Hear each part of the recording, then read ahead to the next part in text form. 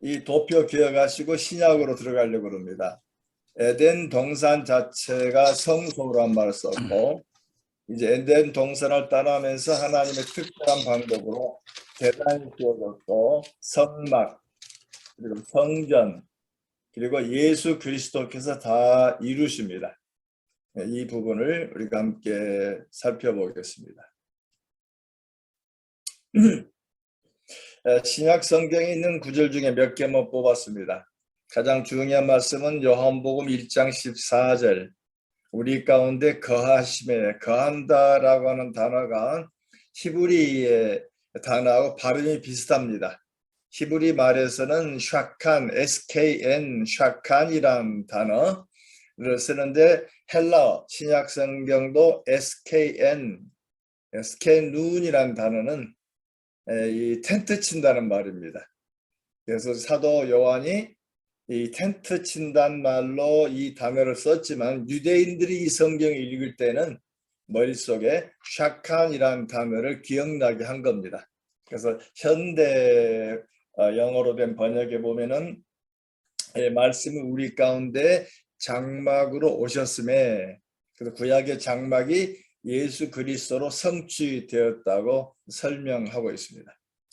또 요한복음 2장 19절에 보시면 성전을 헐라 다시 3일 만에 세우겠다, 자신의 육체를 가리켜 말씀하신다 그러면서 부활에 관한 말씀을 끄집어내죠. 그래서 곧 예수님이 성전이시다. 요한복음 4장에 보시면 사마리아인과의 대화 중에 신령과 진정으로 예배하라 그랬더니 여인이 말하죠. 나도 메시아가 오면 그럴 줄로 압니다. 그때 예수님께서 내가 그러라.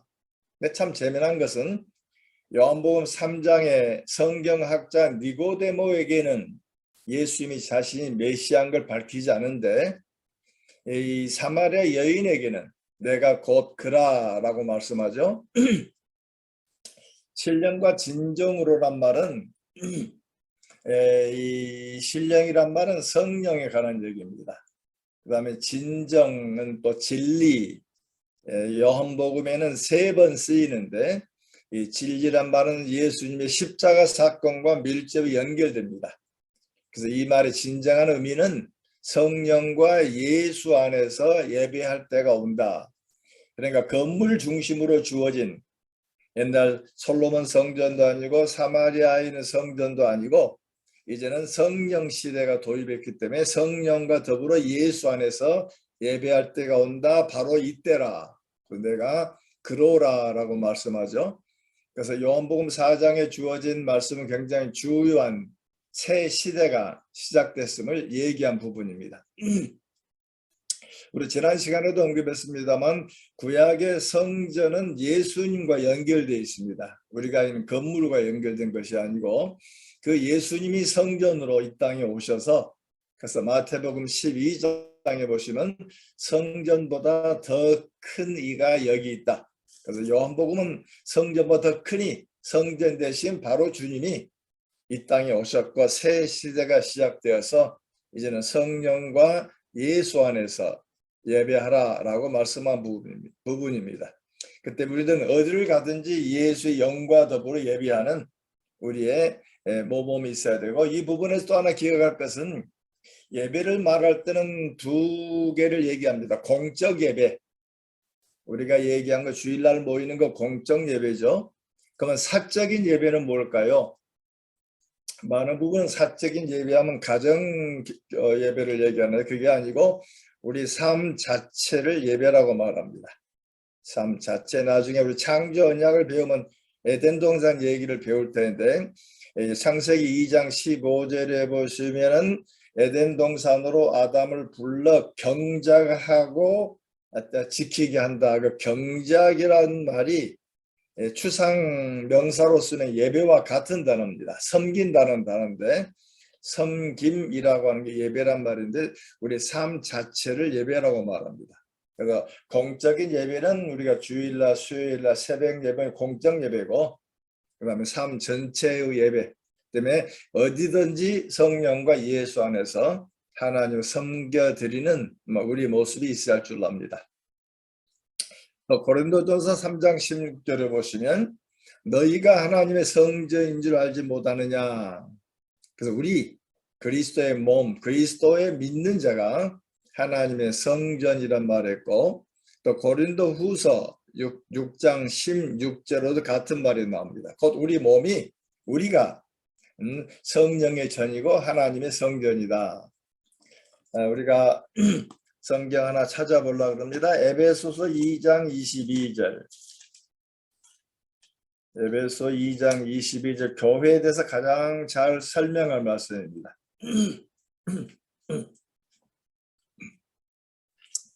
네, 고린도전서 2장 11절부터 22절까지가 한 문맥인데 그 안에 보면 특별히 15절에 보시면 둘로 이방인과 유대인을 자기 안에서 한 세 사람을 지어 한 세 사람이라는 말자가 셋이 됩니다. 이제는 유대인도 이방인도 구분된 사람이 아니고 둘 사이에 담을 허시고 하나로 만들어서 이제는 한 백성이 되어서 하나님께 섬긴다고 얘기하고 19절 이제부터 너희는 이방인들을 얘기하는 거죠. 외인도 아니요 나그네도 아니요 오직 유대인들처럼 성도들과 동일한 시민이요 하나님의 권속이라. 그 교회에 대한 가장 좋은 표현은 가정이죠. 가족, 하나님의 가족. 그리고 이제 22절에 2장 22절 너희도 성령 안에서 하나님의 거하실 처소가 되기 위하여 그리스도 예수 안에서 함께 지어져 가느니라. 여기 너희라고 하는 것은 유대인과 이방인 모두. 이 말씀은 어디서부터 출발하냐면은 20절부터 출발합니다. 아마 사도 바울이 아마 예루살렘 성전 재건하는 헤롯 성전을 재건하는 걸 아마 본 것 같습니다. 혹시 지금도 여러분이 예루살렘에 가시면 성전터 서쪽 벽, 통곡의 벽으로 알려져 있죠. 유대인들이 모여서 기도하는 거. 그 성전 벽 밑에 1단, 2단은 아마 솔로몬 때 것으로 봅니다. 솔로몬 때 지어진 몇 톤짜리 큰 돌들이 놓이고 그 위에 세워진 것은 나중에 오스만 터키가 세웠던 걸로 보아지는데 그 안에 돌들이 모이면서 아랫돌, 윗돌 돌들이 모아가서 벽을 만들고 벽이 모아져 가면서 그 다음에 건물을 이루죠. 그래서 에베소 2장 19절에 보시면은 20절에 보시면은 예수가 모퉁이 돌이 되고 그리고 모퉁이 돌 위에 선지자와 사도들이 있고 바로 그 이외에 우리가 돌들이 모아져서 건물들이 이루어져 간다. 그러면서 건물 비유를 가지고 2장 22절에 너희도 성령 안에서 하나님의 거하실 처소가 되기 위하여 그리스도 예수 안에서 함께 지어져 간다. 그때 함께 지어져 간다는 말은 현재 진행형입니다. 지금도 매일매일 주의 백성들 날마다 확장되어 가면서 하나님의 거할 처소가 이루어져 가는 것으로. 그런 점에서 우리는 주일날 모이는 교회 우리가 공적 예배로 모이고 모이는 예배가 끝나면 이제 흩어지는 교회죠. 세상 속으로 흩어져 가면서 그 안에서 하나님의 나라를 이루어 나가는 그때 어떻게 보면 여러분 하나하나가 다 하나님의 사람들이고 하나님의 작은 교회들이고 하나님의 전권 대사들이죠. 그 때문에 하나님의 거하실 처소가 우리가 모이는 교회당 내뿐이 아니라 여러분의 가정도 하나님의 처소, 직장도 또는 여러분이 일하는 가게도 하나님의 귀한 처소가 만들어져 나가는. 그 다음에 계시록 21장 3절에 보시면 장막이 사람들과 함께 있음에 예수 그리스도죠. 아버지 하나님과 장막이 사람과 함께 있음에 그리고 21장 22절에 보시면 마지막 성안 마지막 하늘에서 내려온 예루살렘 성 안에 성전이 없다라고 말합니다. 왜?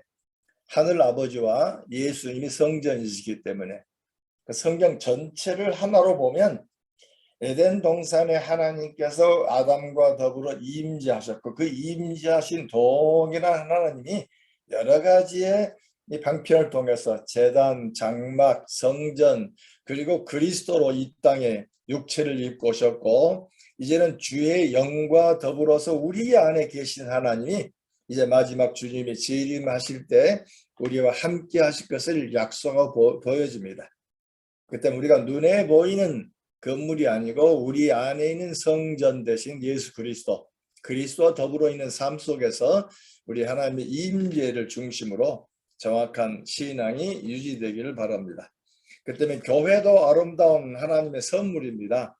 건물을 크게 지을 수 있는 것도 하나님의 은혜고 또 건물이 작은 것도 우리가 불편할 필요는 없는 겁니다.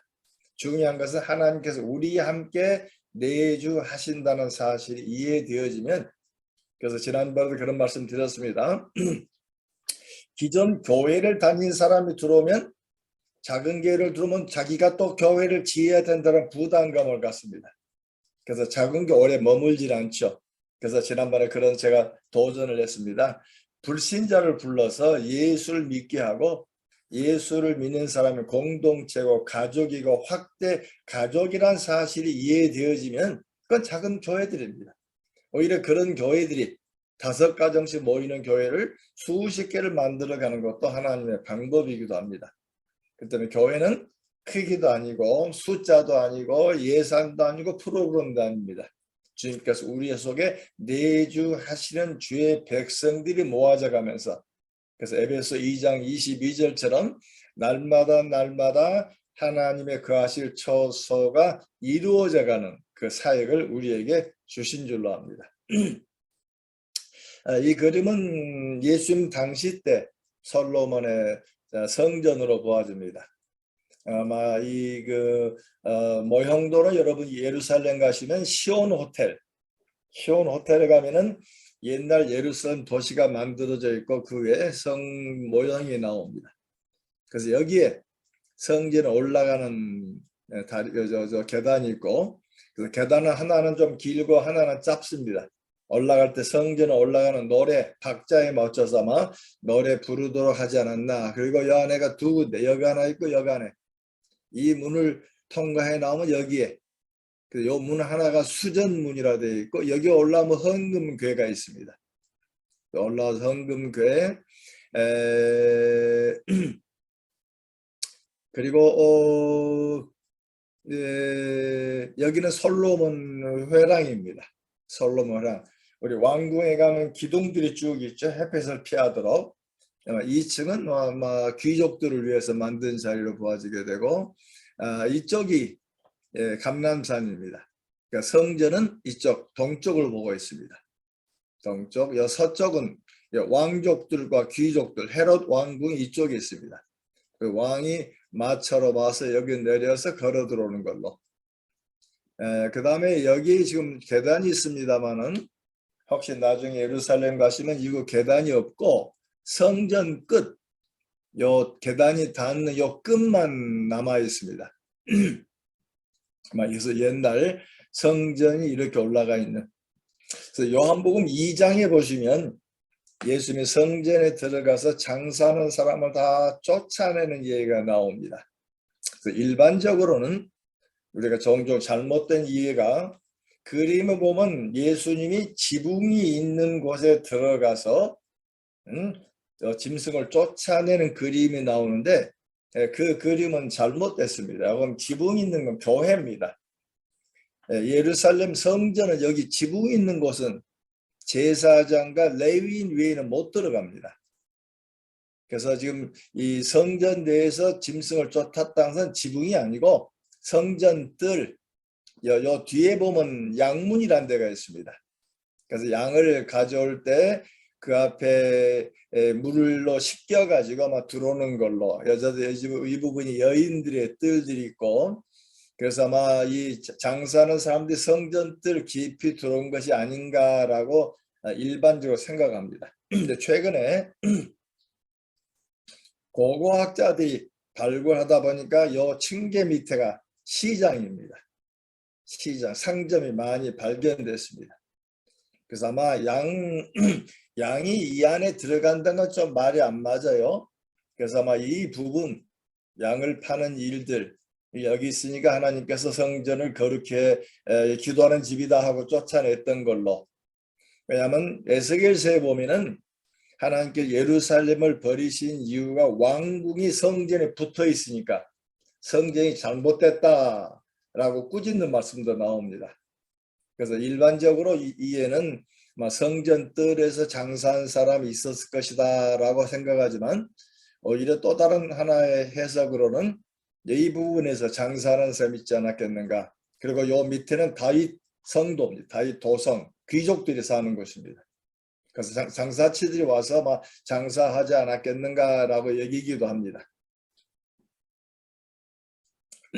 자, 우리가 성막의 근본적인 이야기는 하나님의 임재라고 말했습니다. 2차적 개념이 제사입니다.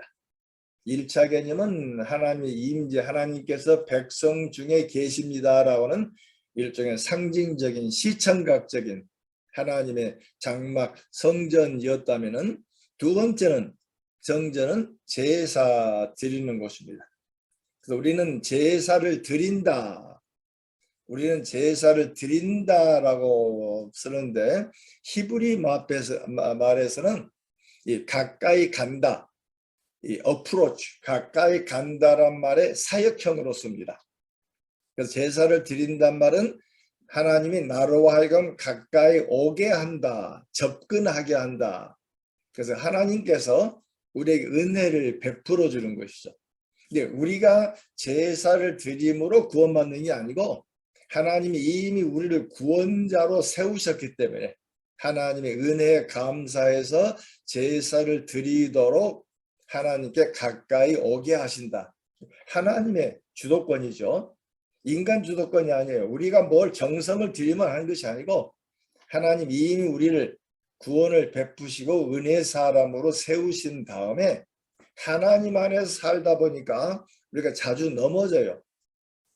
자주 넘어지기 때문에 하나님과 가까이 오도록 중간에는 죄의 문제를 해결하기 위해서 제사가 5가지가 있죠. 향기로운 제물, 번제, 소제, 화목제 3가지는 향기로운 제물이라고 합니다. 하나님께서 흠양한다, 연락한다는 단어를 씁니다. 그래서 번제라고 하는 말은 원래 히브리 말이 올라간다는 말입니다. 그래서 뭐죠? 짐승 전체를 태우면 활발 타는 것이 아니고 서서히 타기 때문에 연기가 하늘에 올라간다 의문을 통해 가지고 올라가는 제사. 그래서 이제 제사를 드릴 때는 안수 제도가 있습니다. 짐승들을 가져오고 그리고 안수하면 안수란 말은 그냥 손을 얹는다라는 의미입니다만 본래 그 말은 양 머리에 손을 대고 지그시 기댄다, 힘을 주어서 기댄다 하는 그런 의미를 담고 있습니다. 그래서 안수하면 이때 가장 중요한 예법이 회개입니다. 그래서 제사자가 손을 얹고 제사장이 손을 얹고 안수하면 내 죄가 양에게 간다. 그래서 번제는 죄의 문제가 아니기 때문에 번제의 경우는 내 자신을 드립니다라는, 그래서 이 제사자와 양이 동일화된다라고 말합니다. 그래서 안수하여 동일화 되어지면 내 대신 하나님께 드려지는 것으로.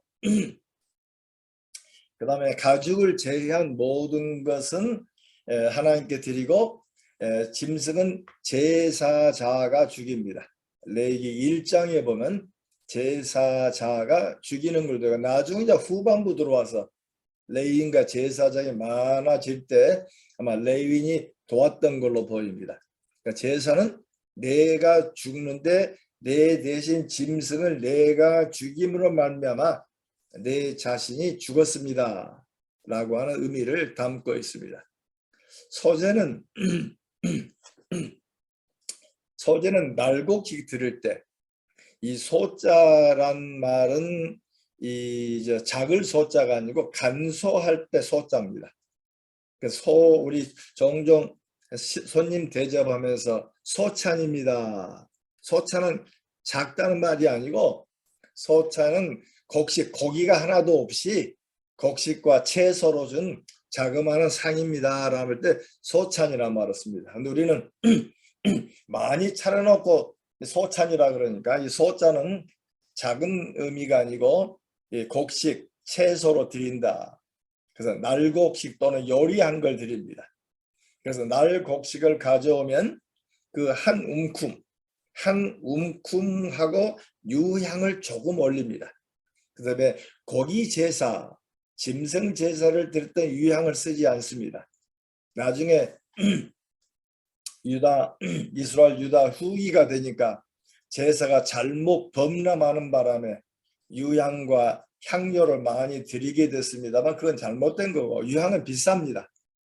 유향은 인도에서 가져오든지 저 에티오피아에서 가져온 걸로 매우 비싼 것입니다. 그래서 날곡식을 드릴 때 유향 조금, 그래서 한 움큼 드린 것을 기념물이라고 말합니다. 기념물. 자, 우리 성경을 가지고 계시면 사도행전 10장, 지난번 잠깐 말씀을 드렸는데 사도행전 10장에 가이사라의 고넬료가 하나님의 천사를, 사자를 환상 중에 봅니다. 그래서 사도행전 10장 4절에 보시면 고넬료가 주목하여 보고 두려워 이르되 주여 무슨 일이니까? 천사가 이르되 내 기도와 구제가 하나님 앞에 상달되어 기억하신 바가 되었으니, 이때 기억하신 바란 단어가 기념물이라는 단어입니다. 이 기념물이란 단어는 이 성전 외에는 쓰지 않습니다. 날곡식을 한 움큼 제단에 올릴 때, 제단에 올려서 부분으로 드림으로 말미암아 전체를 드렸습니다라는 의미를 담습니다.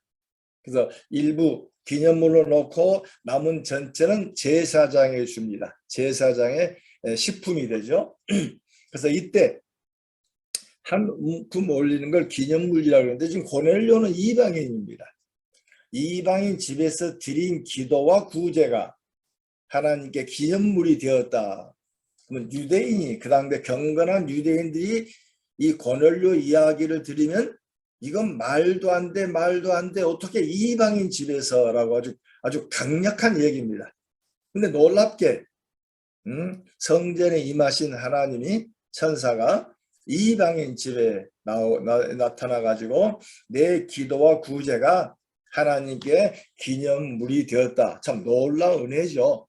그래서 이때 이 사도행전 10장의 중요한 것은 성전 예배가 아닌 이제는 어디서든지 주 앞에 예배할 수 있는, 그래서 가정 공간 중심으로 첫 3세기에 교회 건물이 없이 가정집에서 예배를 드린 교회가 초대교회 3세기 4세기까지입니다. 그래서 컨스탄 대제가 기독교를 공인하면서부터 큰 이제 건물들이 들어서게 됩니다. 그래서 그때 이방 신전들을 교회당으로 바꿨던 역사가 있습니다. 그래서 컨스탄 대제 이전에는 건물이란 개념이 없었습니다. 가정집에서 먼저 믿는 자가 주변 사람 모아서 함께 예배를 드리면 그게 교회였습니다. 그래서 2세기 후반 되면서 일부 가정집이 이제 구분된 교회 건물처럼 쓰인 역사가 조금 있습니다. 고고학적으로 발견되기도 하고, 그다음에 여기 이 고넬료 집에 주어진 사건은 교회 역사의 주요한 사건, 일종의 터닝 포인트입니다. 성전 중심에서 이제 가정 중심으로 변해 나가는. 그 다음에 또 하나 중요한 것은 소금하고 포도주는 꼭 제사 때 드려야 됩니다. 우리가 음식을 먹을 때 소금이 필요하고, 또 음식을 먹다 보면 뭐죠? 목이 막히니까 포도주. 그 다음에 이 빵은 제단에 올리지는 않습니다. 제단에는 올리지 않죠. 제단에 소금과 포도주는 올립니다. 약간 올리죠. 빵은 올리지 않죠. 빵은 제사자가 제사 드린 다음에 고기를 먹어야 되니까, 그래서 빵을 가져갑니다. 이때 빵은 누룩이 있는 것도 괜찮죠. 누룩이 있는 건 제단에 못 올립니다. 근데 일반적으로 먹을 때는 누룩 있는 빵을 먹고, 이제 무교절 6월절 때만 무교병을 먹죠. 일종의 비스켓으로 누룩이 없는 걸 먹습니다. 그 때문에 누룩 있는 거 안 되고, 누룩은 살아있는 것이죠. 그 다음에 꿀, 여기서 말한 꿀은 우리가 먹는 꿀이 아니고 이 이스라엘 지역은 아열대 지역입니다. 그래서 이 과일 농사가 무척 답니다. 그래서 이 포도송이도 저 헤브론 지역 같은 경우는 어린아이 주먹만큼 큰 포도가 있고, 또 이스라엘의 포도로 포도주를 나오면 일반 포도주는 13도인데 이스라엘의 먹는 포도주, 일부 포도주는 뭐 20도가 넘습니다. 무척 달다 보니까. 그래서 이 성경에 나오는 꿀이란 말은 꿀벌의 꿀이 아니고 과일 에키스를 짜놓고 즙을 짜놓으면, 즙은 살아있잖아요. 조금 뒤면 변화되잖아요. 그래서 살아있는 것이기 때문에 간에 올리지 못하게 한 겁니다. 그래서 우리가 아는 먹는 꿀들은 주 전에는 중동 지역에 많이 알려지지 않았고 주 후에 아마 양봉이 주어지지 않았겠는가. 그래서 이 이방 제단에는 제사 이방 제단에는 꿀을 올립니다. 그러나 성경 하나님의 단에는 꿀이나 누룩은 다 유기물이기 때문에 올리지 않는 걸로 보아집니다. 그 다음에 우리가 잘 아는 화목제. 화목제는 성경은 제사를 드릴 때 음식을 드린다는 말을 가능하면 안 쓰려고 애를 씁니다. 그래서 하나님과 제사장과 제사자가 함께 나눈다. 그래서 양을 드리게 되면 오른쪽 어깨살은 하나님께 드리고 오른쪽 뒷다리는 제사장에 주고 나머지는 제사자가 먹었던 겁니다. 그래서 밑에 보시면 거제, 그래서 이 짐승을 잡고 오른쪽 뒷다리, 제단 앞에서 하는 것이 아니고 제사를 드릴 때 제물을 잡을 때 오른쪽 뒷다리를 구분해서 이건 제사장 것입니다라는 표시입니다. 그 다음에 요제는 오른쪽 어깨살은 그 부분을 제단 앞에 가져와서 흔듭니다. 그 요자가 흔든단 말이죠. 흔든 뒤에 하나님께 드렸다는 의미를 한 다음에 그것을 제사장에 줍니다. 그래서 거제와 요제는 제사 드리는 방법입니다. 제사 종류가 아니고 제사 방법. 그래서 이 함께 나누는 화목제물은 세 종류가 있습니다. 하나는 감사제, 감사로 드릴 때 드려진 날 다 소비하고 남은 것은 불에 다 태웁니다. 이걸 먹으면 가증하다 그럽니다. 그래서 양 한 마리 잡으면 상당한 사람이 많이 먹습니다. 한 식구가 작은 가족은 다 못 먹으니까 옆 사람은 나눠 먹죠. 여러분들 고기를 먹어도 많이 못 먹힌 건 마찬가지입니다. 그래서 감사제는 여러 사람들이 나눠 먹는, 친족이 나눠 먹는, 이웃과 나눠 먹는.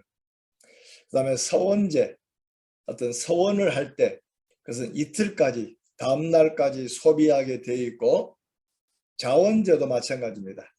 특별히 자원에서 드릴 때는 다음 날까지 소비할 수 있는. 그래서 소고기는, 돼지고기는 잡자마자 상하지만은 소고기는 이틀까지 또는 3일까지, 그러나 아열대 지방이다 보니까 3일 되면 상했을 겁니다. 그리고 이틀까지 다 먹게 만들고, 자원제는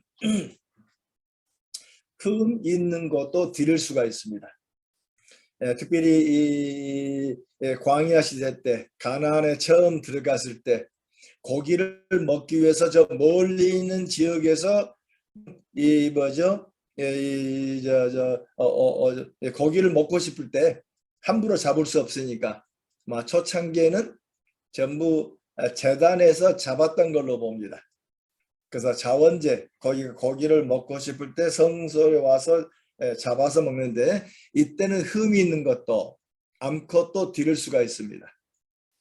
그러나 감사제나 서원제는 또는 앞에 주어진 번제 이런 것은 난지 1년 된 숫소, 수양, 전부 수컷만 드리고 암컷은 드리지는 않습니다. 그래서 이 세 가지는 향기로운 제물을 연납한다는 단어를 씁니다. 그 대신 지금 얘기한 두 가지는 속한다. 그래서 속죄제, 속건제. 속죄제는 크게 몇 가지가 있습니다. 하나는 대제사장과 회중을 위한 속죄제 경우, 이건 백성을 대표하기 때문에 피를 성소 내 향단에 뿌립니다. 향단에다 뿌려서 이 중에 대표이기 때문에 이런 의미를 담고 있고, 통치자와 백성, 통치자 백성은 피를 제단에 뿌립니다. 제단 뿔에다 뿌리든지 바르든지. 그러면 일반 제사장은 어떻게 했을까요? 일반 제사장은 통치자 레벨에 들어갑니다. 통치자 레벨에. 여기서는 대제사장은 아론 계열의 대제사장 한 사람의 부분들입니다. 자, 그러면 왜 피를 사람이 아닌 장소에 뿌리는가? 우리 지난번 공부한 것처럼 언약의 피, 언약을 맺을 때 피는 사람에게 뿌렸습니다. 사람의 뿌림으로 말미암아서 생명과 죽음, 삶과 죽음의 이야기를 우리에게 가르치는 거고, 그 다음에 이 피는 장소에 뿌리는 것은 그 당대 이스라엘 사람들, 히브리 사람들은 하나님의 성소, 하나님의 성소를 더럽히는 것으로 그래서 이 대속죄일날, 대속죄일날은 1년에 한 번 피를 가지고 속죄소에 뿌립니다. 지성소 내에 들어가서 아론 제사장이 그 피를 속죄소 앞에 7번, 위에 7번 뿌리는 부분이 나오죠. 그래서 이 속죄일날 피를 뿌림으로 말미암아서 장소만 깨끗해진 것이 아니고 사람도 깨끗해진다고 말합니다. 그래서 하나님께서 1년에 한 번 사람과 장소, 그래서 죄를 지면 하나님 앞에 성소가 더러워지는 그런 이 생각을 함께 한 걸로 보아집니다. 그래서 통치자와 백성은 제단에 뿔을 바름으로 말미암아서, 그 다음에 대제사장 회중은 향단의 뿔을 바름으로 말미암아서 1년에 한 번 지성소에 속죄해서 뿌리는 것으로 죄가 속해진다. 속해진다는 말은 조금 더 다시 공부합니다. 속건제는 하나님의 성물을 잘못 다루었을 때, 하나님의 성물인지 모르고 했을 때, 또는 뭔가 보상이 요구될 때, 남의 것을 모르고 훔쳤는데 알고 보니까 뭔가 잘못됐을 때, 그러면 원금에다가 20% 보상을 해야 되고 순양을 드려야 됩니다. 그러니까 굉장히 재물이 비싸죠. 순양도 있고, 그 다음에 뭔가 잘못된 것의 보상, 그래서 속건제는 보상 개념을 가지고 있습니다. 그래서 속건제는 하나님의 성물과 관계되고, 또 내가 죄를 진지 몰랐는데 나중에 알고 보니까 내가 잘못됐네 했을 때는 속건제를 드리게 되어 있습니다. 다시 말하면 하나님 앞에 인간은 죄를 지을 수밖에 없고, 그래서 하나님께서는 피제사로 말미암아서 우리의 죄를 용서하시는데, 그러면 이 짐승을 가져올 수 없는 사람은 어떻게 할 것인가? 그때는 곡식도 가능했습니다. 극히 가난한 자, 소나 양이나 염소, 이것도 하지 못하면 비둘기, 성경에 산비둘기, 집비둘기 나오는 것은 산에 살고 집에 사는 얘기가 아니고 번역의 글이 됐고 비둘기 종류가 틀립니다. 그래서 여러분 혹시 터키에 가시면 지금도 비둘기를 집에 키워서 이걸로 단백질을 먹을 수 있도록, 고기를 먹을 수 있도록 하는 부분이 나옵니다. 그래서 큰 짐승들은 죽여서 제사를 드리고 제사자가 죽인다 그랬죠. 비둘기는 가져오면 제사장이 받습니다. 제사장이 받아서 목을 비틀어 가지고 목하고 먹이 주머니를 버리고 나머지를 드리는데, 재미난 게 이 새를 가져오면은 새 여기 뭐죠? 어깨 쭉지를 떼내지는 말고란 말이 나와요. 왜 그랬을까? 짐승들은 각을 뜨게 되어 있는데 새는 어깨 쭉지를 떼내지는 말고, 잘 몰랐는데 유명한 밀그롬이라고 하는 유태인 학자가 멋지게 해석을 했습니다. 짐승들을 가져온 사람은 어깨를 피고 들여오죠. 짐승을 끌고 들어오니까. 근데 새를 가지고 온 사람은 새가 작기도 하고 날아갈까 봐서 이렇게 묶기도 하고, 또 새는 작다 보니까 어깨가 이렇게 움츠러져 있고, 큰 짐승 가져온 사람보다는 굉장히 적은 것처럼 느껴가지고 의기소침할 줄 모릅니다. 그래서 제사장이 날개 쪽지를 찍고 떼내지 않고 쫙 벌리면 굉장히 크죠. 그래서 제사장이 말합니다. 하나님, 저 사람이 이렇게 큰 걸 가져왔습니다. 그래서 아마 가난한 자의 프라이드를 위해서 하나님께서 살아가시지 않았는가. 또 이것도 감당하지 못하면 들녘에 나가서 한 에바 곡식을 거두어서 드리게 되었습니다. 부자도 가난한 자도 누구나 다 하나님의 사죄의 은총을 받게 하신 것. 큰 것 줬다고 하나님의 사죄를 크게 하고, 작게 줬다고 사죄를 작게 하는 건 아니죠. 양이 아니죠. 하나님 앞에 드리는, 자기가 나와서 작은 것이라도 또는 이 곡식으로라도 하나님께서 속죄를 받을 수 있도록. 그래서 하나님의 속죄 이 이야기를 자세히 보시면 하나님은 차별 없이 누구나 다 하나님께 가까이 나오게 하셨다. 그 때문에 큰 것도 귀하고 작은 것도 귀하고, 이것도 감당 못하면 곡식으로도 하나님께서 감당케 하셨다라고 말합니다. 제사 드린 과정은, 제사는 봉헌, 가지고 올 때부터 봉헌입니다. 그래서 멀리 떨어진 사람은 그래서 신명기 보면은 10의 1조가 아니고 10의 3조가 나옵니다. 10의 3조. 10의 3제 중에 11조는 성전에 올라가는 여행 경비입니다. 저 단이나 저 북쪽에서 올라오면, 양을 끌고 올라오면 일주일, 짐승은 사서 드리는 게 아니죠. 후대는 사서 하게 됐습니다만, 구약시대는 전부 멀리 자기가 키우던 것, 목축 나라니까 키우던 양을 흠도 점도 없는 것 가지고 예루살렘까지 올라오면 적어도 일주일 이상 걸립니다. 그 일주일에서 먹고 오가는 비용이죠. 성전 올라가는 경비. 두 번째 11조는 성전 비용입니다. 일종의 세금이죠. 제사장과 레위인 성전 유지 비용입니다. 그래서 하나님의 땅이 없는 제사장과 레위인들을 위해서 드렸던 부분이고, 세 번째 10의 3조는 3년에 한 번 드립니다. 3년에 한 번 동네 장로들에게, 구약에 나오는 장로는 현재 우리 교회 장로 아닙니다. 동네 어른입니다. 동네 건덕이 준 덕이 있고 지혜가 있는 어른들에게 맡깁니다.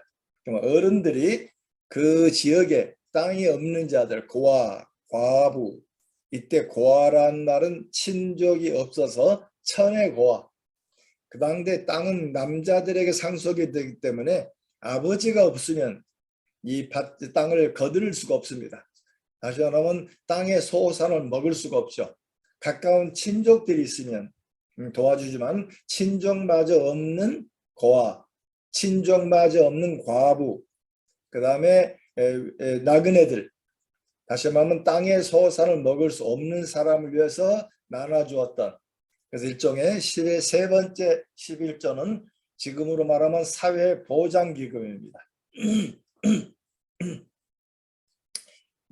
칼빈은 자기 교회에 들어온, 제네바 교회에 들어온 헌금의 3분의 1은 인건비입니다. 성전 유지, 교회 유지 비용, 목회자들 또는 교회 유지 비용의 3분의 1. 두 번째 3분의 1은 교회 내에 어려운 사람들, 구제 비용입니다. 교회 내 구제 비용. 나머지 3분의 1은 교인은 나오질 않지만 제네바 시에 있는 어려운 사람을 돕는 비용으로 썼습니다. 그런 점에서 우리 교회도 선교 구제 비용이 커야 됩니다. 근데 우리는 선교 구제 비용은 굉장히 작고 교회 유지 비용으로 다 써버리다 보니까 교회가 제 역할을 못한 것처럼 보입니다. 남서울교회를 심호하셨던 홍정일 목사님이 그런 얘기를 하셔요. 우리 전체 예산 70%를 구제와 선교로 쓰려고 애를 쓰는데 잘 안 된다는 겁니다. 항상 몇 프로가 모자라는 겁니다. 그래서 왜 그런가 봤더니 선교 구제금을 가지고 도와주러 갔던 집사, 권사, 장로가 보니까 더 구제가 필요하니까 헌금을 더 해버린 겁니다. 그래서 선교와 구제를 하면 할수록 헌금이 많이 들어와가지고 70% 하기가 참 쉽지 않았단 말인데 즐거운 비명이죠. 그다음에 여러분의 교회도 선교와 구제, 이 구약의 예법들을 따라서 한번 살펴볼 필요가 있습니다. 그래서 봉헌하고 그 다음에 안수할 때는 회개가 들어가야 됩니다. 회개가 없으면 이게 제사가 우리를 구제한 용서한 게 아니죠. 하나님께 회개함으로 회개한 대신 번제는 내 대신 드립니다. 속죄제는 내 죄가가 짐승의 전가되었습니다. 일단 전가란 말 한번 배우겠습니다. 내 죄가 짐승의 전가돼서 내 대신 죽는 것으로. 그래서 속죄제를 드릴 때는 이 제사를 드릴 때는 제사장만 드리는 게 아니에요. 제사자는 동역자입니다. 짐승을 죽이고 각을 뜨고 각을 뜬 걸 제사장에게 주면 제사장이 이걸 받아서 번제단에 올렸습니다. 예배는 드리는 것이지 보는 게 아니에요. 동역입니다. 목회자와 목회자가 인도하는 예배 동역에서 함께 예배에 참석하는 것이지 우리 많은 부분은 그냥 예배를 보는 것으로 설교를 들으러 온 것으로 그건 좋은 표현은 아닙니다. 설교도 예배의 한 부분입니다.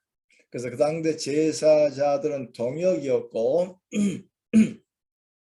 그리고 속죄제를 드리면 그 제사를 드리고 일부는 태우고 일부는 피를 뿌리고 그 다음에 이 고기를 구워서 제사장이 먹습니다. 그래서 제사자가 보니까 제사장이 내가 드린 제물을 먹었는데 제사장이 안 죽었어요. 그러니까 시청각적으로 내 죄가 용서받았네. 하나님께서 사죄하셨네.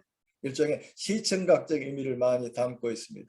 그 제사를 드리고 살해하고 그 다음에 피 처리는 제사장이 합니다. 피만. 그래서 혹시 염소 잡는 거 보셨는지 양 잡는 거 보셨는지 양은 꽉 잡고 이 칼을 대도 전혀 움직이지 않습니다. 그냥 다리 조금 움직이는 그냥 가만히 있죠. 그래서 이 심장 쪽에 구멍을 내고 손을 집어넣어서 심장이 연결된 그 피 그걸 자르고 그걸 그대로 빼내서 피를 빼내죠. 대신 염소는 2명, 3명이 힘듭니다. 여러 명이 잡아야 죽을지만 워낙 힘이 세가지고 그 성경에 양은 오른쪽에 있다고 염소는 왼쪽에 있다는 표현들이 아마 그런 짐승들 얘기를 잘 나타내고 있습니다. 그다음 가죽을 벗기고 그다음에 조각을 내고 씻고 그리고 제사장이 주면 제사장 이를 불태웁니다. 그래서 구약의 제사자는 구경꾼이 아니고 제사장의 동역자들입니다. 그런 점에서 오늘 우리 교회도 목사님이 인도하는 인도석이 우리 모두가 동역입이죠. 우리는 같이 찬송을 부름으로 같이 기도의 찬양으로 물질로 헌금함으로 말씀을 듣고 말씀을 되새기는 걸로 모두가 동역의 일들입니다. 그런 의미에서 예배의 의미를 살피시는 게 좋다고 보아집니다. 자, 이 5개 제사는 전부 예수님을 상징한 걸로 되어 있습니다. 번제는 예수님이 자신을 십자가에 드리는 것으로, 성경 구절은 나중에 찾아보시고, 소제는 미랄 또는 생명의 떡이라고 했었고, 또 화목제, 속제제, 속건제, 예수님이 전부 5개 제사의 의미를 전부 성취하신 것으로 언급하고 나옵니다. 한번 나중에 찾아보시기 바랍니다. 자, 이 시간은 조금 시간을 내서 속죄한다, 속한다란 단어를 찾아보려고 합니다. 속한다는 단어가 속죄란 단어, 속죄물이란 단어, 속전이란 단어, 또는 속죄한다, 이 단어 동사 명사가 총 102번 씁니다. 102번 쓰이는데 출애굽기 25장에서부터 민수기까지 나옵니다. 근데 이 전부 다 제사와 관계되면 키페르란 단어, 또 다른 동사로 말하면 카팔이라고 말하는데 KPR, 히브리어는 이 자음으로만 뜻을 구분합니다. 모음은 이게 명사인지 동사인지 형용사인지, 그래서 동사도 형태가 여러 개 있기 때문에 무슨 형인지를 되고, 뜻은 자음으로만 나옵니다.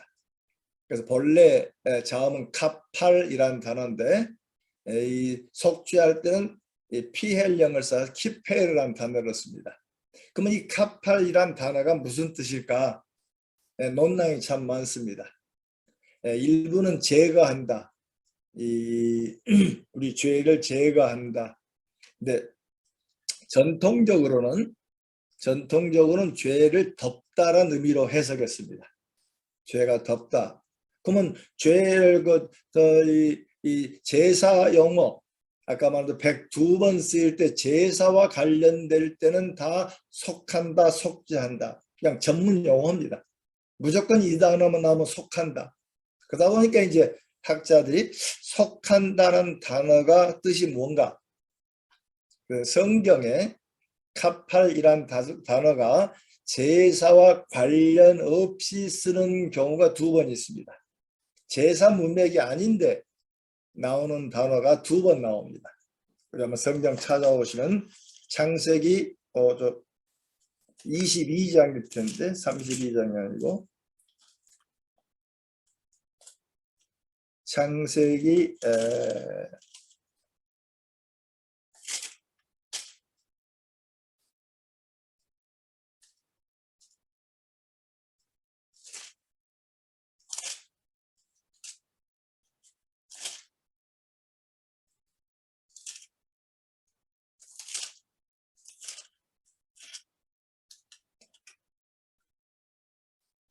창세기 맞네요.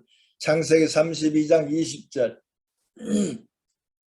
야곱이 아버지와 형을 속이고 하란에서 20년 살다 돌아옵니다. 그래서 하나님의 지시로 돌아오고 야복강을 건너고 그리고 마음에 형이 자기를 온다는 이야기에 무척 마음이 불편했습니다. 그래서 거기에 짐승을 2떼나 짐승을 만들어서 하나님께 예물로 형에게 보내면 형이 이 예물로 내게 도움을 주지 않을까. 32장 20절에 보시면은 너희는 말하기를 주의 종 야곱이 우리 뒤에 있다 하라 하니 이는 야곱이 말하기를 내가 내 앞에 보내는 예물로 형의 감정을 푼 후에 대면하면, 우리 한글 성경은 감정을 푼다로 번역했습니다. 이 말은 70인 번역을 했습니다. 여기에 덮는다, 카팔이란 동사, 그래서 직역을 하면 예물로 형의 얼굴을 덮는다로 되어 있습니다. 이 말이 성경 번역자가 이해가 안 되다 보니까 70의 번역자가 이 말을 감정을 푼다, 일종의 속어입니다. 감정을 푼다로 번역했는데 원문은 형의 얼굴을 덮다, 예물로 형의 얼굴을 덮다. 이 예물이란 단어가 소제란 단어입니다. 소제라는 말은 본래 곡물입니다. 이 신하가 왕 앞에 보낼 때 또는 다른 나라가 황제 앞에 보낼 때 공물 보낸단 말이죠. 공물. 그 공물이란 말이 예물, 소재 같은 단어들입니다. 그래서 뭔가 아랫사람이 윗사람한테 지금 예물을 보내는 때 이 예물이 형의 얼굴을 덮는다. 그래서 여기서 덮는다는 말은 지운다는 말로는 해석이 안 되죠.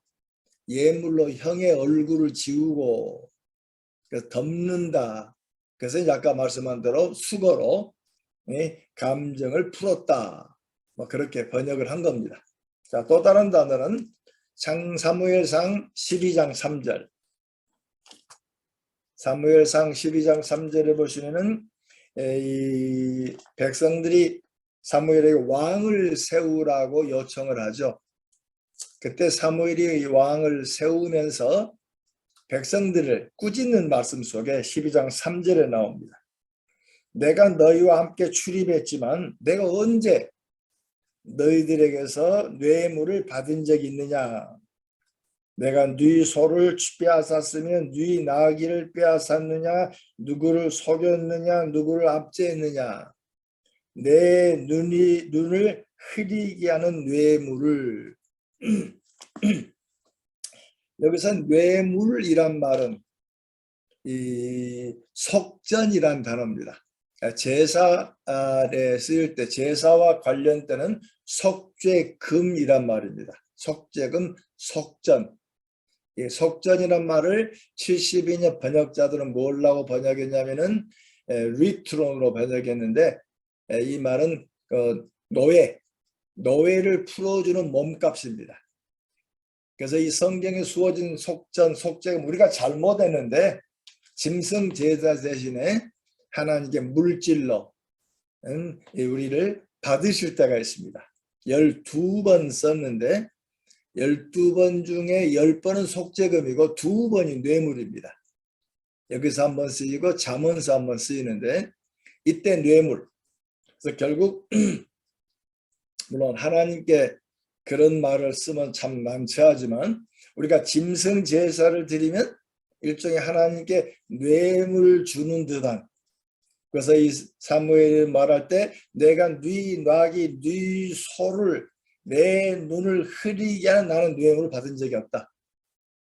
자 그러면 예물은 야곱에 보면 에서와 야곱 중에 예물은 누구를 덮었죠? 야곱을 덮은 게 아니죠. 지금 벌 주려고 하는 에서를 덮어준 겁니다. 그 다음에 사무엘은 얘기합니다. 사무엘과 백성. 사무엘은 말할 때 내가 너희들에게서 내 눈을 덮는 내 눈을 흐리게 하는 뇌물을 받은 적이 없다. 자 그러면 여러분께 질문합니다. 하나님과 우리 사이에 피제사를 드리죠. 피제사를 드리면 피는 누구를 덮어줍니까? 자, 이해됩니까? 아까 에서와 야곱 사이는 예물이 에서를 덮었고 사무엘과 백성 중 사이의 뇌물은 사무엘의 눈을 덮었습니다. 자, 일단 피는 하나님과 우리 사이에 누구를 덮죠? 그러면 99% 사람들이 다 우리 죄를 덮었다고 말합니다. 우리 찬송가에서 많이 나오니까 우리 죄를 덮었다. 예수 그리스도의 피값으로. 그런데 이 피의 역할, 먼저 덮여진 게 하나님 쪽입니다. 먼저 하나님께 덮여지니까 결과적으로 우리에게 덮여졌다고 보는 겁니다. 이게 이제 조직신학에서 다루는 부분입니다. 그래서 피가 하나님께 먼저 덮여진 걸 만족이란 단어 씁니다. 하나님께서 피제사를 만족하고 하나님께서 만족된 그 피가 우리의 속상, 우리의 죄로 상한 것을 덮은 거죠. 그래서 만족과 속상 이 두 개를 합칠 때 속죄란 단어가 됩니다. 그래서 조직신학에서는 속죄란 단어는 하나님께 주어지는 만족, 인간에 주어진 속상 두 개를 합칠 때 우리가 속죄란 단어를 씁니다. 그러면 어떻게 하나님께서 먼저 주어진지를 알 수 있느냐? 자, 레위기 16장 13절 봅니다. 레위기 16장은 대속죄일입니다. 1년에 한 번 대제사장이 피를 들고 속죄 제물의 피를 들고 지성소에 들어갑니다. 그래서 대속죄일 날은 순염소 두 마리 필요합니다. 두 마리 두 손염소를 가둬놓고 그다음에 제비 뽑죠. 제비 뽑은 것은 하나 속죄용으로 드리는 제비 뽑고 또 하나는 밖으로 내보내는 네번 속죄 염소는 아사셀이라고 불렀습니다. 아사셀이란 것은 다 신에 관한 귀신 얘기가 아니고 밖으로 나가는 염소란 말입니다. 밖으로 나가는 염소. 일종의 백성들로 하여금 시청각적 요소로 눈으로 보는 속죄를 보여주신 겁니다. 그래서 속죄 염소 피를 가지고 대제사장이 지성소로 들어가면 문제가 생기죠. 일종의 딜레마입니다. 하나님은 죄인을 보시면 죽이셔야 됩니다. 그래서 그 안에 들어간 게 무척 무서웠기 때문에 아론의 겉옷에는 방울이 달려 있습니다. 딸랑딸랑딸랑. 아내가 들어가 죽으면, 그리고 예복 밑에는 줄이 하나 달려 있습니다. 그래서 나중에 죽으면 들어갈 수가 없으니까 줄로 잡아당겨야 되죠. 그래서 이 아론이 지성소 들어가는 생명을 걸고 들어가는 겁니다. 두렵죠. 하나님 앞에 나아가는 거 어렵죠. 그때 하나님께서 피를 들고 들어올 때 지금 같으면 아론이 직접 안 들어가고 기계로 피를 쏘면 되잖아요.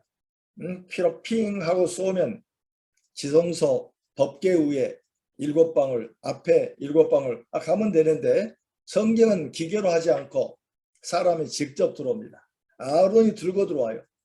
아론이 들고 들어오게 하는데 레위기 16장 13절에 12절 후반절에 하나님 말합니다. 향로를 가져다가 휘장 안에 들어가서 여호와 앞에 분향하여 향연으로 증거계 위 속죄소를 가리게 할지니 그리하면 그가 죽지 아니할 것이요.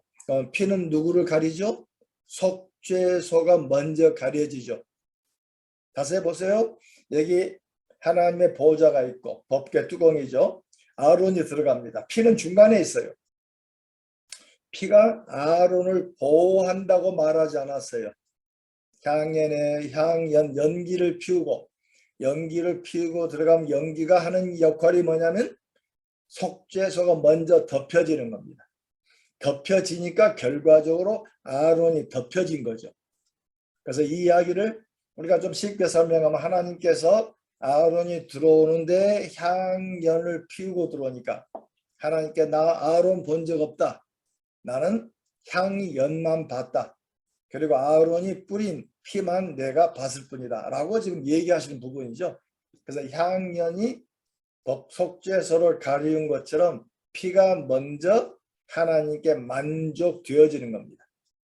만족되어지니까 결과적으로 우리 죄가 용서됐다. 그래서 덮여졌다. 그 다음에 우리 죄가 제거되어졌다. 그 다음에 속전을 지급했다. 그리고 용서되다. 이 속죄 단계 여러 개 이야기가 다 이 키펠이란 속한다는 단어 속에 있습니다. 그래서 결국 하나님께서 우리 피 제사를 받으시고 마찬가지로 예수님이 예루살렘 십자가에 죽으시자 결국 그 피가 단번에, 그 히브리서가 여러 번 강조하죠. 단번에 하나님께 드려지고 단번에 제사 드려지고 단번에 드려지고 모든 이 피가 하나님 만족하셨기 때문에 새 언약에서는 다시는 내가 죄를 기억하지 않는다. 용서하고 죄를 기억하지 않는다라는 말을 씁니다. 그래서 히브리서 10장에 보시면은 10장 18절에 보시면은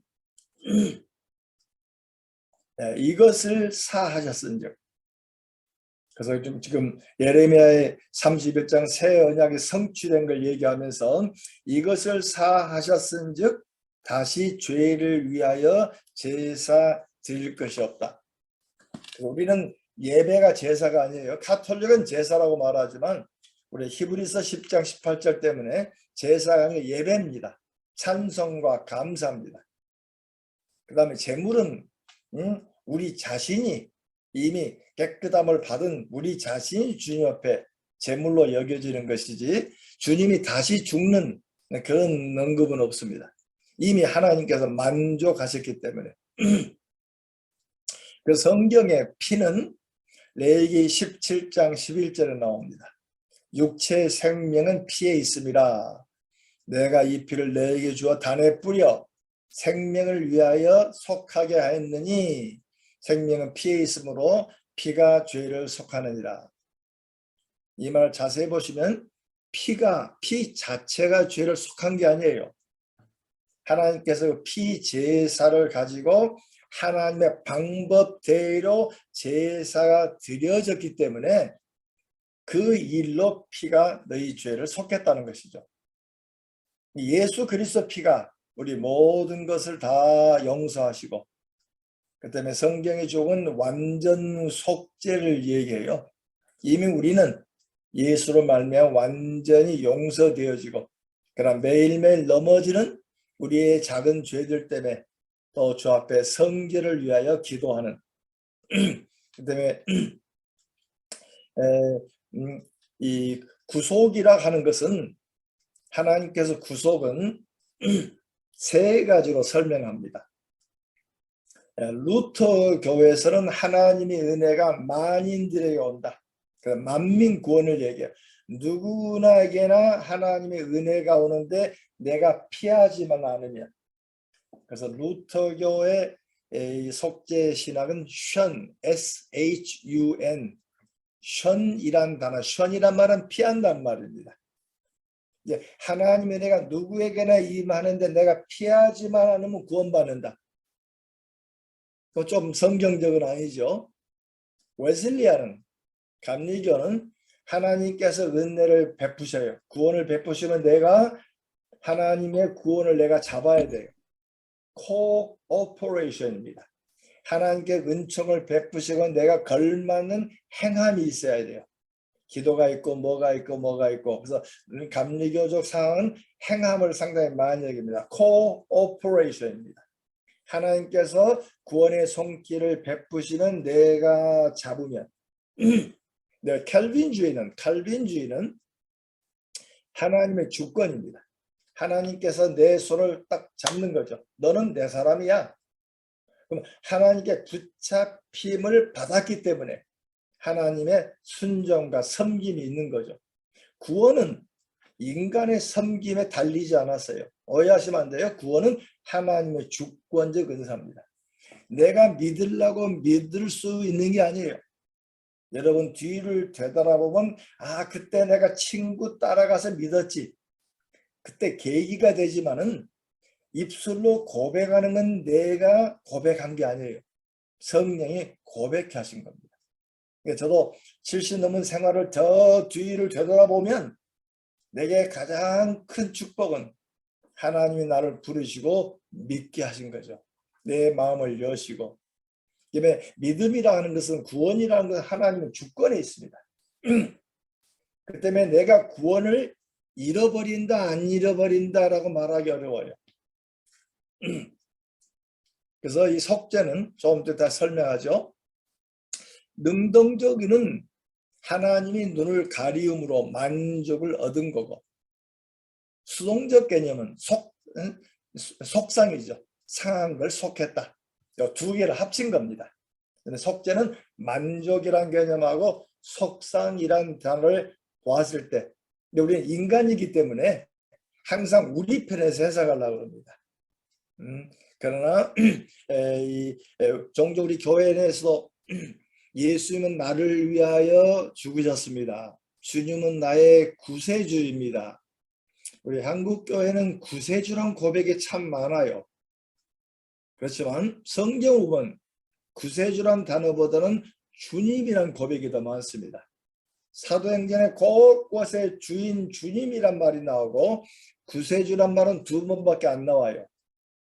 근데 우리는 동전의 앞면과 뒷면처럼 주님이란 고백은 많이 빠지고 주님이 나를 위해 죽으셨습니다. 이것만 강조해요. 좀 더 정확한 해석은 주님은 나의 주인이 되기 위하여 죽으시고 부활하셨습니다. 그 때문에 세례라고 하는 것은 주인을 바꾸는 예식입니다. 이제까지는 하나님이 없이 사탄의 종된 나를 하나님이 불러내셔가지고 또 다시 당신의 종으로 삼으셨습니다. 옛날에는 사탄의 종, 지금은 예수의 종입니다. 근데 우리는 자유자, 마음대로 한단 말이 아니고 죄로부터 자유, free from sin입니다. 죄가 나를 마음대로 못하는, 얘는 성령이 나를 관할하시기 때문에 죄가 마음대로 하지 못하는, 우리가 주인이 바뀐 영역이 있죠. 그래서 우리들이 예수님이 나의 주인이십니다 라는 고백이 첫 번째 고백이기를 바랍니다. 참 그 고백이 쉬운 고백은 아닙니다. 중국에 들어간 선교사들이 모여가지고 서로 자기들 사역들을 얘기하다 보니까 남자 선교사들은 교회 2개, 3개밖에 못했어요. 근데 여자 선교사, 혼자 들어간 여자 선교사는 교회를 15개를 넘게 만들어 놨어요. 그 서로 얘기하는데 뭐가 차이가 있길래 왜 너는 15개씩 하고는 우리는 2~3개밖에 못했는가? 서로 얘기를 맞춰보는 겁니다. 마지막에서 한 가지 차이가 있습니다. 남자 선교사님들은 예수 믿는다 고백하면 곧바로 세례를 줬습니다. 근데 여자 선교사님은 예수를 믿는다 고백하면 그 고백을 받은과 동시에 2번째 질문했습니다. 예수님이 내 삶의 주인이시냐? 그럼 곧바로 답을 못한답니다. 빠르면 2~3개월, 좀 늦은 분은 6개월, 더 늦은 분은 1년 뒤에 예수님이 내 주인이십니다 라고 고백할 때 세례를 주었습니다. 세례를 받고 나면 예수님이 내 주인이다 라는 고백이 들어가니까 이 사람들이 교회를 개척하는 거죠. 전도하고. 그때 우리 한국 교회도 우리 교회도 예수님이 구세주입니다 라는 고백보다 우선적 고백은 예수님은 나의 주인이십니다. 나의 주인이 되시려고 나를 위해 죽으시고 부활하셨습니다. 주님의 피 공로로 우리 하늘 아버지가 먼저 만져가시고 그리고 그 은혜로 우리를 받으셨구나. 그 때문에 그리스도의 십자가 공로 속에 우리가 매번마다 무릎을 꿇는 우리가 되기를 바랍니다. 자, 속죄신학에 들어오면 칭의와 속죄, 조직신학에서 배우는 개념이에요. 캐톨릭은 칭의와 성화를 나누지 않았습니다.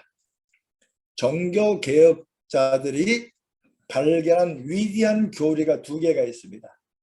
첫 번째 교리는 만인제사장 교리입니다. 만인제사장은 목사도 장로도 집사도 모두가 다 제사장이다. 우리는 주님의 이름으로 하나님께 직접 갈 수가 있고 하나님 믿지 않은 사람들에게 하나님을 전할 수 있는 이 2개 속성 때문에 만인제사장이란 개념을 씁니다. 또 하나 개념은 칭의와 성화를 구분했습니다. 캐톨릭은 이거 구분하지 않았어요. 그다음에 죽기 전까지 살아생전에 천국 간다고 말하는 자는 저주받을지어다 라는 이 얘기도 있습니다. 근데 우리는 예수 그리스도를 믿고 천국 가는 건 종착역이 아니죠. 예수를 믿는 순간에 이미 천국의 백성이 되었고 마지막 성취되고 완성되는 것이지. 자, 이 부분을 도식으로 설명합니다. 우리 중학교 가면은 사선지 배우죠. 여기는 예수 믿기 전 시간입니다. 이건 예수 믿기 전, 이건 예수 믿은 이후, 이건 시간이죠. 자, 이해됩니까? 그 다음에 여기 있는 선은 선과 악의 시간입니다. 여기는 악, 지옥, 여기는 천국.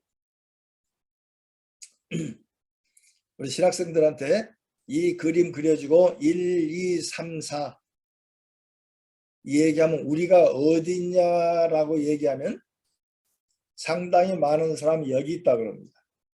아, 이거 예수 믿기 전인데. 그럼 얼른 말을 바꿉니다. 4번에 있다 그럽니다.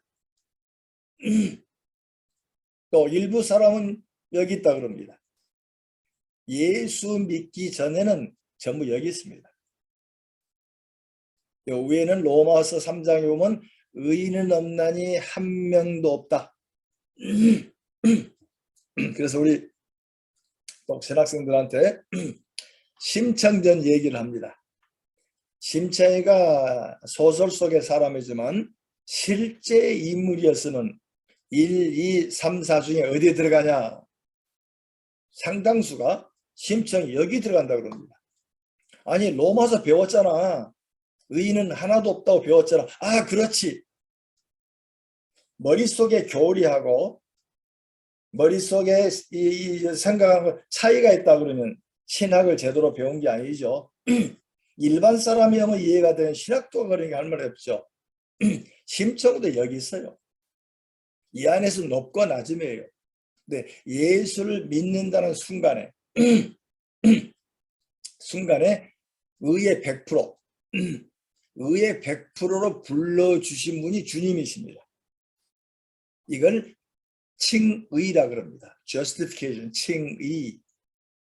이때 의는 전가, imputation입니다. imputation 말은 탓한다, 핑계한다는 말입니다. 로마서 6장에 보면 너희는 죽은 자로 여기고 의에 대하여 산 자로 여긴단 말이 impute입니다. 이 부분이 전가한다, 집을 바꾼다. 그래서 결국 내가 죽어야 자리인데 짐승에게 내가 죄를 전가하고 짐승을 대신 받았다. 이 대속 개념을 가지고 있습니다. 마치 우리가 새카맣게 죄로 쩌든 새카만 사람인데 우리 주님이 흰 가운 덮여주시고 덮여주니까 하나님께서 너 죄 없다. 새카만 걸 한 번도 안 본 거예요. 그래서 우리가 죄 없다. 그래서 칭의란 말을 씁니다. 의롭게 칭한다. 통합 측에서는 의인이란 말은 의롭게 인정한다. 사람인지 아니에요. 의롭게 인정한다. 그 때문에 우리 이때 주님의 눈에 의롭게 여겨진 것은 주님의 공로 때문에 여겨진 겁니다. 근데 우리가 흰 가운을 입었는데 가운을 제치면 속은 새카맣니다. 하나님께서 우리의 가슴을 열고 외과 의사가 돼서 속에서 핀셋으로 죄를 하나씩 끄집어내는 게 성화입니다. 성화를 말할 때는 하나님을 외과 의사로 말하는 겁니다. 우리의 라이프롱 주님이 부르시는 그날까지 계속 성화의 단계를 갑니다. 대신 칭의를 말할 때는 하나님을 재판장으로 말한 겁니다. 하늘 법정에서 예수님께서 나를 대신하여 변호인이 되셔가지고 이 사람은 죄 없습니다. 십자가 공로로 용서했습니다. 라고 하는 게 그 때문에 칭의를 말할 때는 하나님을 재판관으로 말하는 겁니다. 우리가 100% 의인으로 사람이 바뀐 게 아니에요. 예수 믿기 전이나 예수 믿어 똑같아. 바뀐 건 없어요. 죄에 대한 관계가 바뀐 것이지. 그래서 원제 의미 내에서 예수 이름으로 우리는 흰 옷을 입으시고, 그래서 우리 한번 이사야서 보시면은, 이사야서에 재미난 구절이 있어요. 이사야 59장 61장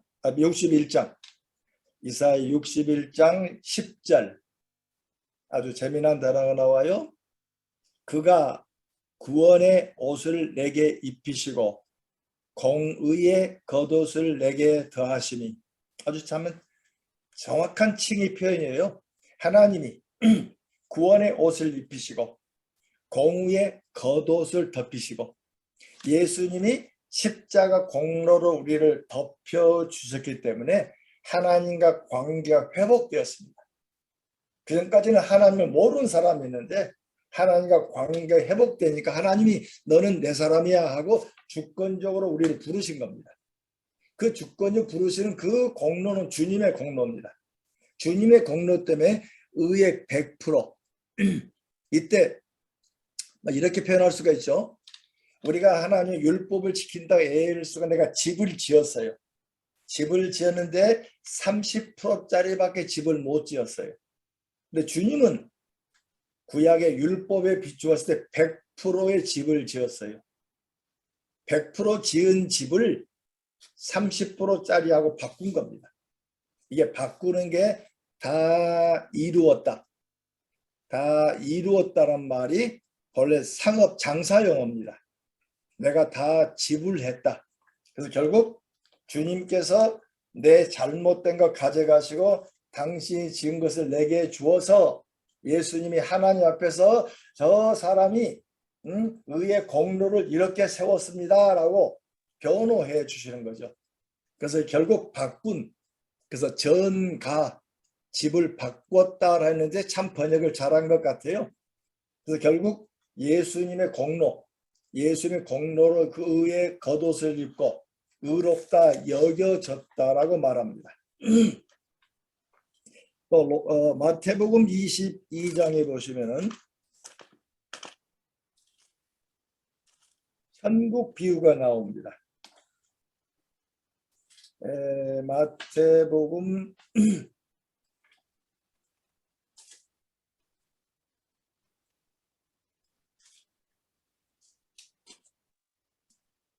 마태복음 22장 혼인잔치 비유가 나오죠.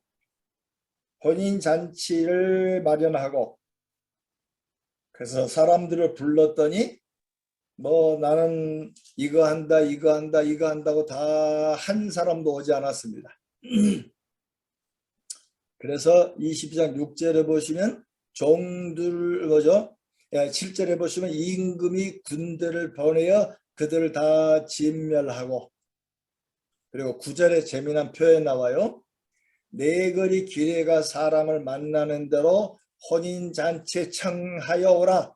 10절에 길에 나가 악한 자나 선한 자나 만나는 대로 모두 데려오라. 참 재미난 표현이에요. 사거리에 가서 선한 자나 악한 자나 다 불러오라. 지금 우리가 선했기 때문에 불러온 게 아니에요.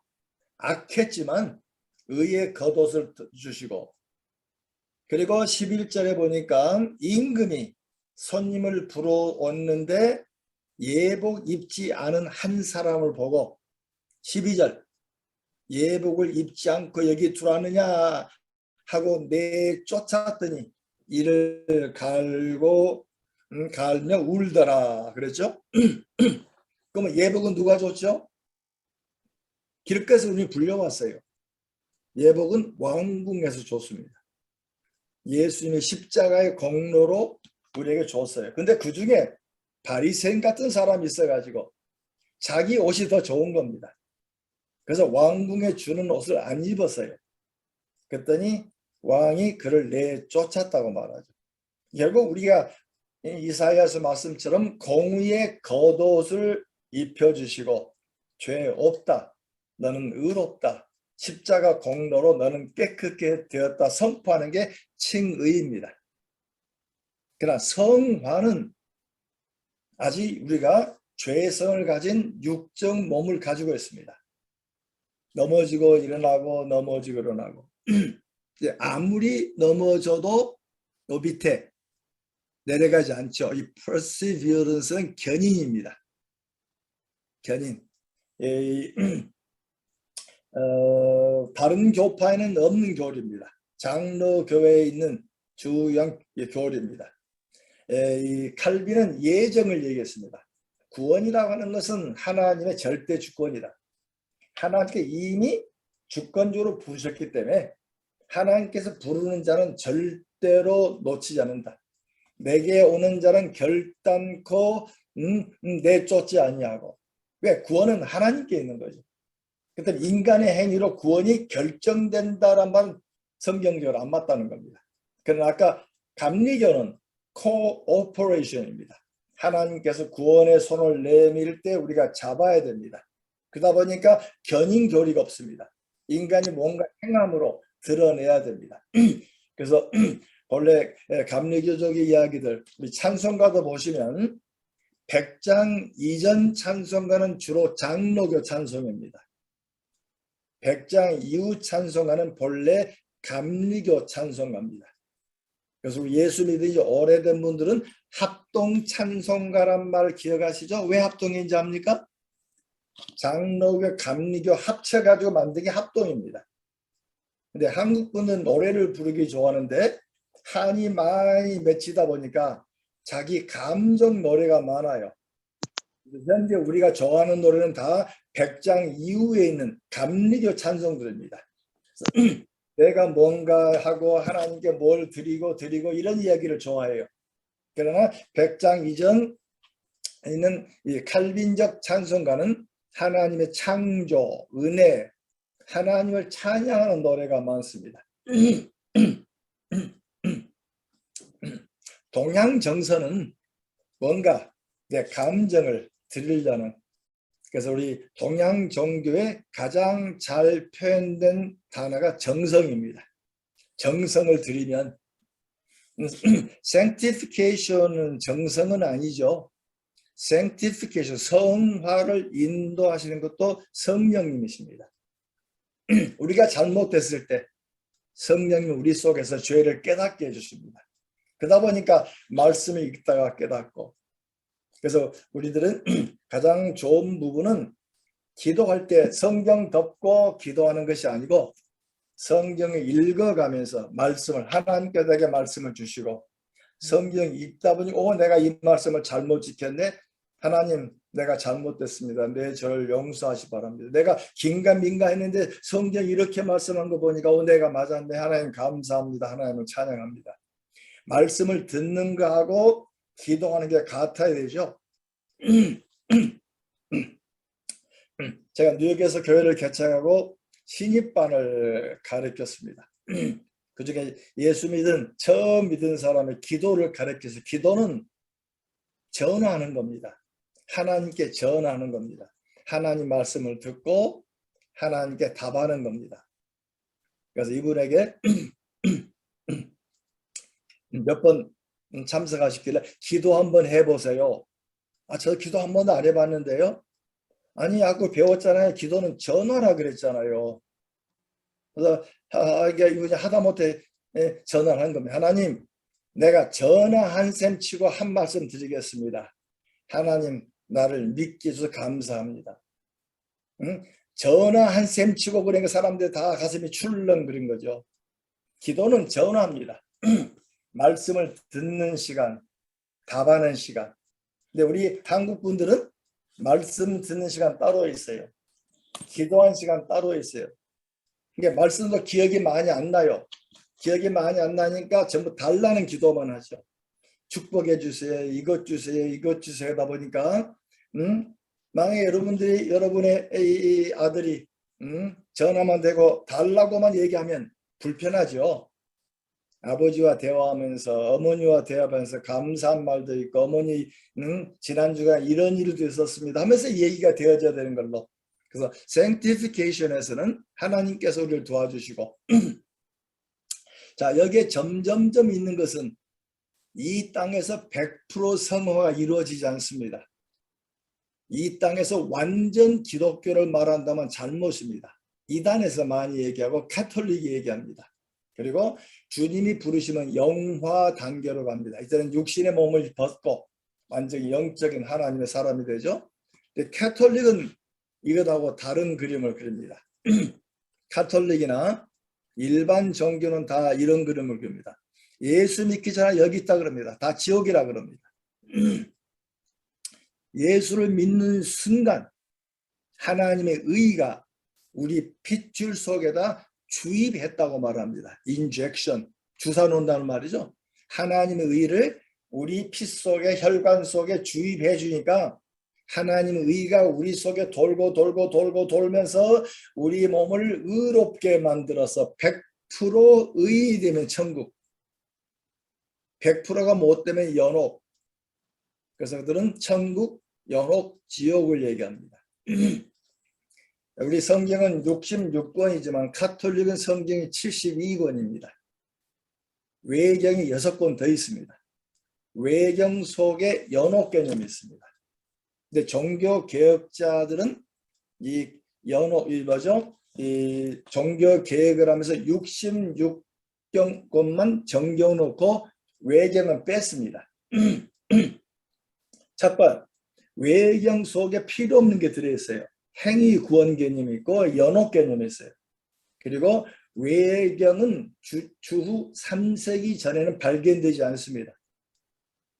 없어요. 나중에 기독교 공인되면서 공인되다 보니까 이방 종교와 막 접합이 이루어지다 보니까 그래서 이방 종교 개념이 성경 내에 들어오기 시작해요. 그래서 종교 개혁자 이건 안 된다고 빼내는 겁니다. 그래서 외경은 우리 경전은 아니고 종교 소설처럼 경건한 사람들로 하여금 읽도록 권했던 책입니다. 그래서 가능하면 공동 번역에 보면 외경이 들어가 있습니다. 외경은 우리의 경건한 하나 문서로 보시고 우리의 경건과 덕을 위해서 읽는 책이지 거기서 나타난 얘기를 교리화하지 못합니다. 그래서 연옥이란 개념은 잘못된 개념이고 그래서 카톨릭은 종교 개혁 직후에 회의를 해가지고 살아생전에 천국 간다고 하는 자는 저주 받을지어다. 우리는 이런 식으로 예수 믿는 게 아니에요. 이겁니다. 우리 죄가 덮여진 겁니다. 하나님께서 만족하셨고 그리스도께서 모든 유저족들 그리스도 공로로 하늘 아버지를 부를 수가 있고 우리가 매번 넘어져도 성령이 다시 일으켜 세우시고 회개케 하시고 일으켜 세우시는 성화의 단계 속에 있습니다. 그때 믿음이 없는 게 아니고 믿음이 연약한 거죠. 그래서 히브리서 5장에 보시면 때가 오래되었으므로 선생이 되어야 할 터인데 아직도 젖이나 먹고 단단한 식물을 먹지 못하는구나. 한번 히브리서 한번 볼까요? 히브리서 5장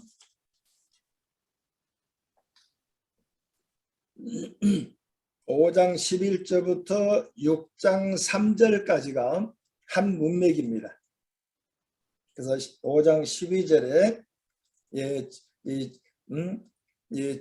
단단한 음식은 못 먹고 젖이나 먹어야 할 자가 되었도다. 젖 먹는 자, 아주 쉬운 번역은 bottle drinker, mature drinker로 번역했고 단단한 음식을 먹는 자 meat eater로 번역했습니다. 때가 오래되었는데 우리 주변에 젖병 환자 많아요. 아직도 기저귀 차 있고 누군가 도움을 받아야 되고 하나님께서 이 일을 하면 뭐죠? 이거 하자 구원해야 되고 그래야 움직이는 사람들, 어린 사람들이죠. 신앙이 단다고 성장한 사람들은 주어진 일을 보면 내가 하겠습니다 라고 자원하는 모습이 있어야 되는데 목사님이나 장로님이 몇 번 구원해야 겨우 움직이는 성가되어서요 주일학교 하세요 해야 몇 번 해야 움직인다면 어린아이들이죠. 자 그러면 6장 히브리서 6장 1절 2절에 보시면 그럼 우리가 어떻게 해야 이 단단한 성숙한 사람인가? 6장 1절에 보면 그리스도의 도의 초보를 버리고, 그리스도의 도의 초보가 뭐죠? 회개, 신앙, 세례, 안수, 부활, 심판, 6가지. 6가지는 우리 모든 설교 내용이잖아요. 근데 지금 히브리 저자는 뭐라고 하죠? 이거 그만하고 완전한 데 나아갈지라 라고 얘기하고 있습니다. 성숙된 그리스도인들, 도의 초보가 아니고 이걸 통해서 행함으로 옮겨갈 수 있는 사람들로 요구하고 있습니다. 자, 그래서 이 속죄라는 의미를 잘 살피면 굉장히 확장된 내용들을 읽을 수 있고, 그 다음에 우리들은 칭의와 성화를 구분하지만 캐톨릭은 칭의와 성화를 구분하지 않습니다. 그러다 보니까 아직까지 천국 간지를 모르죠. 또 종종 부흥사들이 우리의 죄를 회개시키려고 천국 갈 때까지는, 죽을 때까지는 천국 가는지 모른다 라고 얘기하는 것은 성경적은 아닙니다. 그건 좋은 말씀들은 아닙니다. 이미 천국의 백성이 되었습니다. 그런데 자주 넘어져요. 성령의 도움을 받아 다시 일어나도록 말씀과 기도를 가르치는 것은 온전한 부분들입니다. 자, 잠깐 질문 있으면 질문 받고 좀 쉬었다가 다윗 언약으로 넘어가겠습니다. 자, 질문 있으면 질문 주세요. 혹시 이해가 좀 잘 되는지.